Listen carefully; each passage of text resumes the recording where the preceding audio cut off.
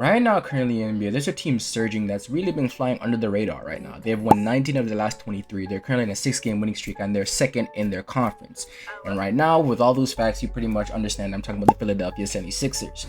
The team that right now people realize we're going to be good this year, but really didn't have them coming out the East because of the two monsters at the top being the Milwaukee Bucks and the Boston Celtics. But right now, the Milwaukee Bucks have really not been looking as sharp as they normally do. They're still the third seed, so it's not anything to worry about.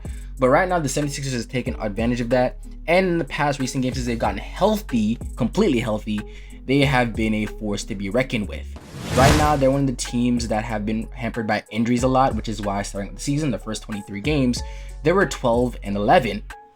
But right now on the season, being 31 and 16, but still missing James Harden for about a full month, missing Tyrese Maxey for over a month, and missing Joel Embiid for about 12 games overall this entire season, this team definitely has some noise to make in the NBA playoffs. But like I said, to see the Philadelphia 76ers at 31-16 right now is extremely positive, especially with James Harden, Tyrese Maxey, and Joel Embiid all missing double-digit games. None of them's played over 35 games so far this season, and that's a true testament to just how good their role players on this roster are, and that's also a testament to James Harden taking a pay cut to let this team build as well as they have.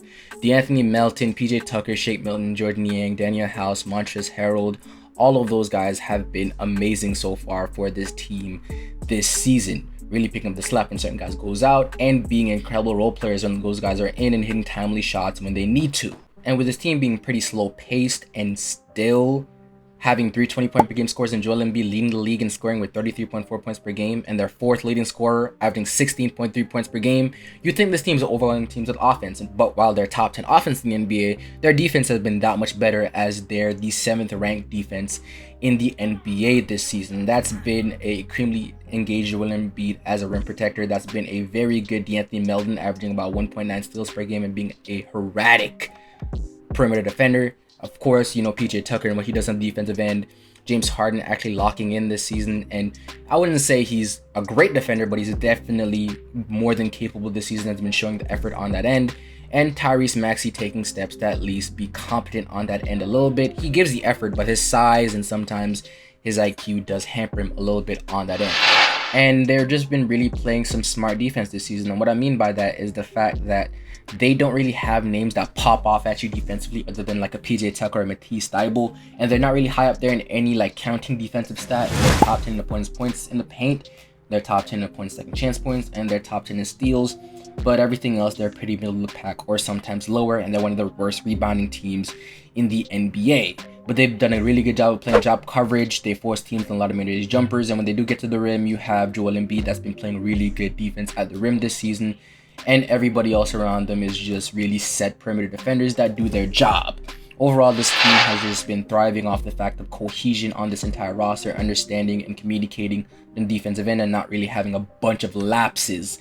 And they've been able to play good, strong half-court defense on majority of possessions instead of, running up and down the court and really gambling for steals or gambling for blocks, stuff like that.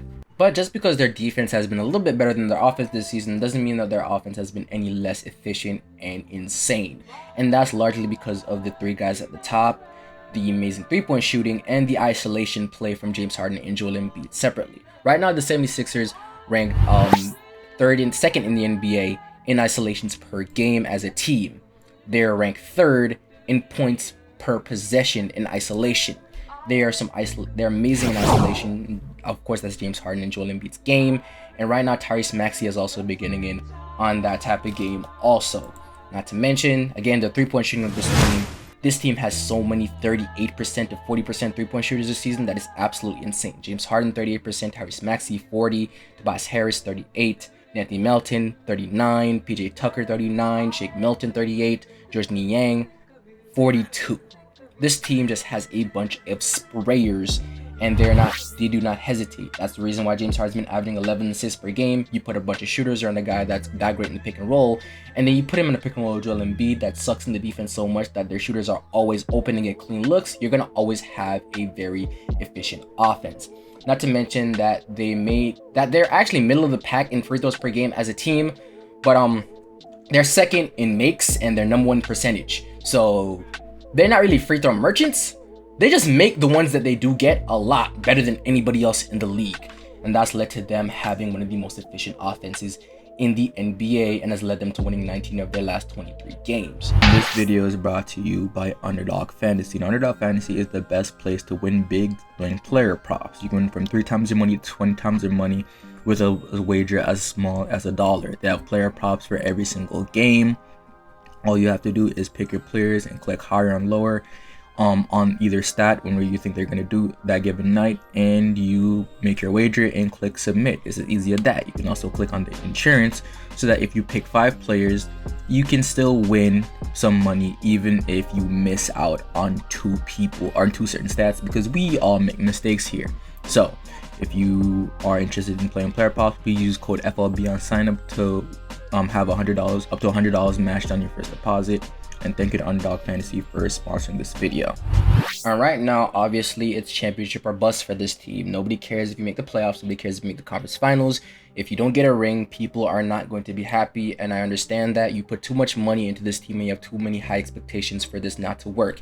And as of right now, outside of the Boston Celtics, they're the most cohesive team in the Eastern Conference right now, and they provide so many matchup problems for the Boston Celtics already that should be a very nice matchup going into the NBA playoffs if they do meet. Right now, I think they do provide matchup problems for a lot of teams, and I would not be surprised to see them being the ones who represent the East in the Eastern Conference Finals if they're able to get it together in the NBA playoffs, you know, without any James Harden lapses and without any injuries, hopefully.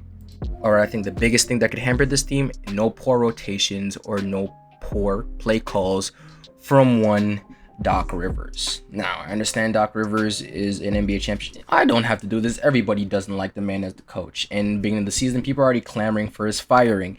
With this team, you know, getting it together and winning so many games recently, he's not going anywhere. So hopefully what you call his incompetence doesn't actually hurt this team going to the NBA playoffs. But yes, this team has been amazing.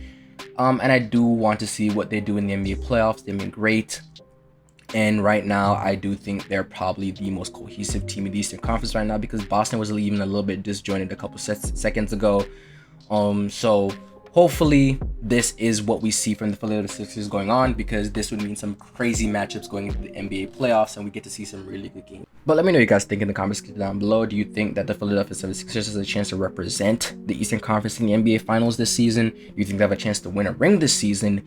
Or do you think that this is just a nice long stretch of games of the regular season and just going to lead to another postseason flameout? With that being said, this is FLB. That's my time, and I'm out.